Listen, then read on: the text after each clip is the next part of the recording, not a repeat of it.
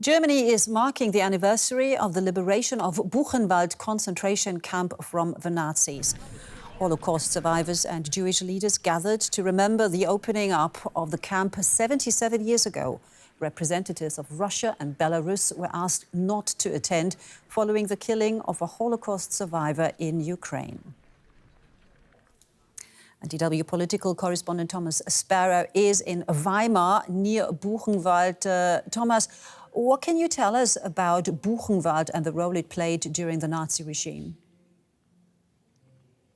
There's always a solemn, a very heavy atmosphere when you come to former Nazi concentration camps, and that is the case also here in Buchenwald, which was one of the most important, actually, concentration camps of the Nazi regime. Around 280,000 people from all over Europe were brought here to Buchenwald, and around 56,000 died. There were obviously people who were liberated as well, and actually 16 survivors are here today to mark that anniversary. And Buchenwald has also played an important role in recent times in trying to preserve their memory, in trying to help also younger generations understand what happened during the Nazi regime. And that is why these kinds of events, which do happen indeed very often in Germany, are particularly important for Germany's memory culture.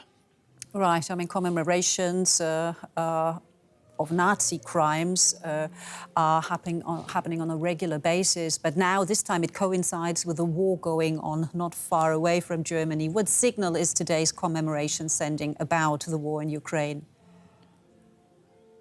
Well, and actually the war in Ukraine has to a large extent overshadowed today's commemorations, not only because camp survivors have condemned the invasion of Ukraine, but also because officials here, actually uninvited government representatives from Russia and from Belarus because of the war in Ukraine, and in particular because of Boris Romanchenko, who was 96 years old. Boris Romanchenko survived 4 concentration camps, including here in Buchenwald, but was killed in Kharkiv in Ukraine in March.